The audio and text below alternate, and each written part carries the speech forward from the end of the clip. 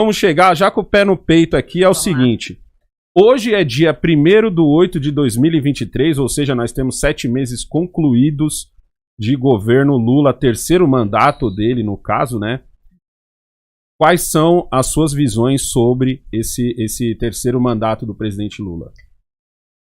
Bom, Negão, nós temos já esses 7 meses completos, né, do mandato do Lula, mas parece até que o governo ainda não iniciou, né, se a gente for falar concretamente. Aí podem até me dizer assim, mas Daniela, você está sendo injusta, porque nenhuma política pública pode ser implementada em tão pouco tempo, não é?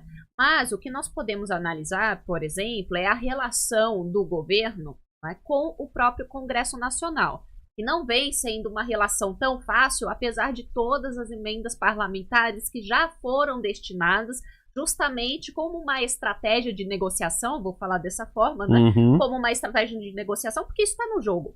Mas se não é proibido, está no jogo, está dentro da regra. É o que existe hoje. Infelizmente, ainda o Congresso Nacional não teve coragem suficiente para mudar esse sistema. Por quê, Negão? Porque os próprios parlamentares se beneficiam do sistema já existente. Só para deixar claro para o pessoal, né? Você está falando do bendito orçamento secreto. Isso. Agora, ele nasce em emendas de relator, vira orçamento secreto e volta a ser emendas de relator e agora super do amor. Exato, agora é o orçamento do amor. Agora é o orçamento do amor. Exatamente, não é isso? Claro, isso já estava na regra do jogo, aí vinha toda aquela narrativa de orçamento secreto, não é? Mas por ser narrativa mesmo. Aliás, acabaram colocando essa questão de orçamento secreto porque não se sabia afinal, para quem era destinado. Mas ao final, pouco a pouco, alguns foram falando quem tinha pego parte do orçamento, né? Mas enfim, é claro que não é o adequado você destinar orçamento sem indicar, primeiro, quem está recebendo, e segundo, para onde vai esse orçamento, né? Isso é totalmente inadequado. Hoje nós temos essas emendas, né, que continuam ali no processo de negociação político entre o governo executivo e o legislativo. No entanto, os problemas eles continuam. Por quê? Porque quais são os critérios que são utilizados para pegar este orçamento, essa emenda, e implementar em determinado local? Primeiro, que não existe nenhum critério. Segundo, não existe nenhum acompanhamento.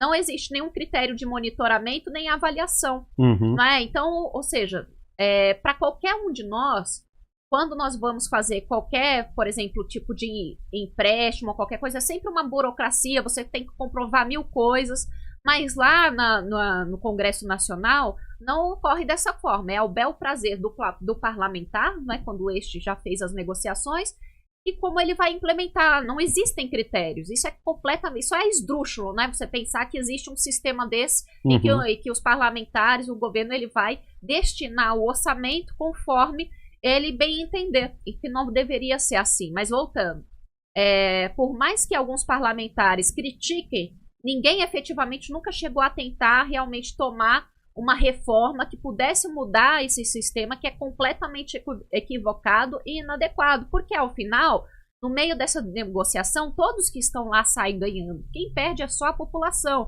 Então, voltando, nós temos ali um governo que ainda está perdido, tentando negociar com o Congresso, não é?